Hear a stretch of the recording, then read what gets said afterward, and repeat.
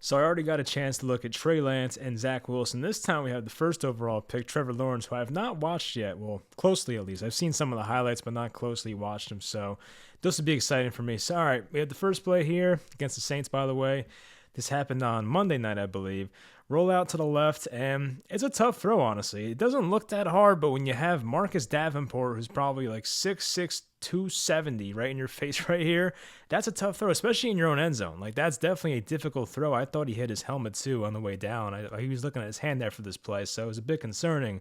Hits Laviska Shenault on a crosser, so that was a very nice throw right there. I was looking at his hand. I was like, oh, my God, this guy hurt his finger, but he stayed in. He was fine, but that's a difficult throw. It may not look that hard, but rolling to your left and kind of throwing across your body in a way, making a throw like that was very impressive. Here's the second play. We'll go over a 2nd and 10 here, and his right tackle and tight end, it's James O'Shaughnessy and Jawan Taylor, I believe, do him no favors whatsoever. I think both these linebackers come on like a delayed blitz, and you see right here, O'Shaughnessy's going to help with Cam Jordan.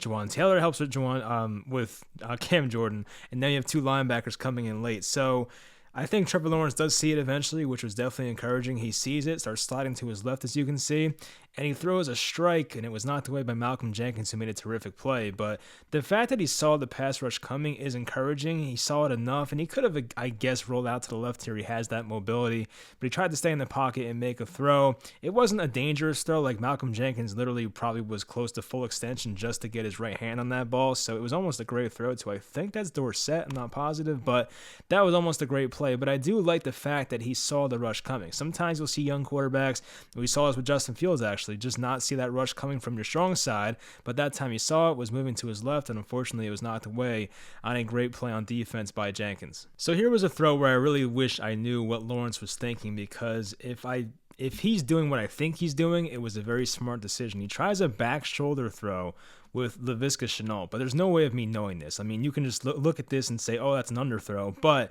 you can also look at it and say, well, we do have a safety right here. If you lead him inside, there's a chance for an interception. The cornerback has inside leverage. Really, the only chance you have at making this completion is either throwing a perfect pinpoint pass where Shenault makes a one-handed grab, or try to throw back shoulder, which is where the ball probably lands, like back shoulder. So obviously, both guys were not on the same page, Shenault and Trevor Lawrence. So I don't know if that's like chalked up as a great throw and a great idea and the receiver didn't see it coming, or if like Trevor Lawrence flat out missed him. I'd choose to believe that he was trying to go back shoulder. I don't think he would have missed him that badly. Like, I don't think Trevor Lawrence would have meant to throw around here and throw it back here. So I don't think that was the case. I think he tried to throw him back shoulder.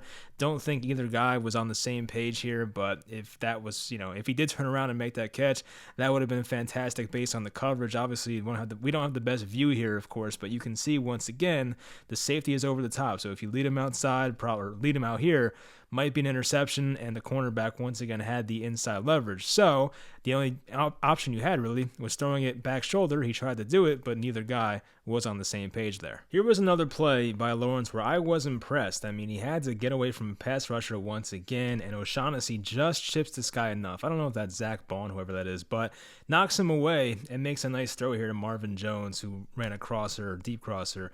So I was impressed there. Like, the pocket awareness is definitely good. He sees the rush coming. You can tell he definitely just pivots hard right there and puts his foot in the ground, then steps up in the pocket and keeps his eyes downfield and finds Marvin Jones. So that's like some veteran stuff right there from Trevor Lawrence. It's no surprise, of course. I mean, we know what Trevor Lawrence was doing at Clemson, obviously against very good talent, but the fact that he could have this type of pocket awareness and maneuvering ability, it's impressive. We know he's a great athlete, but there's a difference between being a great athlete and being really great in the pocket, and I think Trevor Lawrence has both, so that's definitely very important.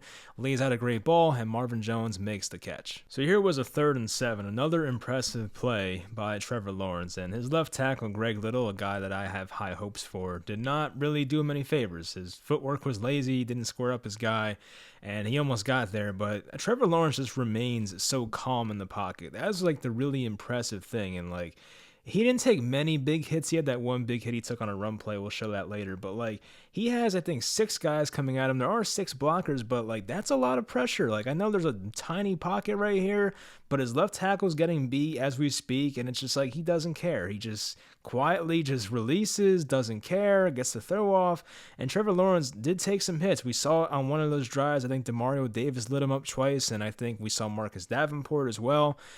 He was taking the hits and still making the throws, and we we can see the slant here by Marvin Jones, and I think that's Chauncey Gardner-Johnson fell, so that definitely helped him out a bit. But, they get like 15, 16 yards on this play, so that was impressive. They don't really show any replays, unfortunately, but you would think with ESPN they would do that for us. But, the pressure was definitely immense right there, and you're lucky it wasn't really a strip sack. It definitely could have been a possibility, but Lawrence just remains cool, calm, collective, and, delivers a nice ball there to Marvin Jones. Here's a throw that if Lawrence made this, this probably would have been all over every Instagram page and Twitter and Sports Center, everything. Like, this would have been a very nice play, of course. Rolling to his left, once again, throwing across his body, and almost had Philip Dorsett, but Ken Crawley right there makes an awesome play for the Saints. But, not many quarterbacks are even going to try and make this throw. That's kind of Mahomes-like, you know what I mean? Josh Allen can do it. There's not many guys even risking to make that throw, and that was full extension, so he was close. Dorsett, would he have caught that? You would hope so. It's not 100% guaranteed, but, without Crawley making that great play fully extended, that's a touchdown. Not many guys are throwing that type of ball and have it that accurate. Most guys would just take the easy, dump down to the tight end, or even, throw a bit across their body here to Chenault, who was open, but he's no, I see my guy on this deep crosser. There's a chance it can happen, and he gave him a shot. It wasn't really a risky throw. There was not much of a chance that's getting intercepted unless Crawley, brought out his inner Odell and made a crazy catch, but, there was a chance Dorsett could have brought this in if Crawley doesn't make the play. So just the fact that Lawrence can make that throw was impressive, and unfortunately, though, it was knocked away. So this was the play that I think I brought up earlier about Trevor Lawrence taking a hit on a running play. I think it was Ken Crawley, again, just took out his legs, and I remember holding my breath during this play. I watched this play live, and I was like, oh my God, is he all right? That was not the best hit you want to see for the first overall pick in a preseason game, but he got up okay there. But this just shows you the added element of what Trevor Lawrence can do, and you see, once again, these camera angles are not the best, but I am pretty sure that the Saints are a man defense here. And of course, when a defense is a man and they turn their back on the quarterback, that gives the quarterback an opportunity to make a play with his legs, and that's exactly what Lawrence can do. Now, you can't really slide here. You could, but you would have been short of the first down. I think he knows where the marker is, and he just tries to make a play. He does. So, if this was the fourth quarter of a regular season game, that's a huge play. You don't want that happening in the preseason, but luckily he was okay. But once again, it just shows you the added element of what he can do. He sees Jawan Taylor kind of getting beat over here. He says, all right, I'm out of here.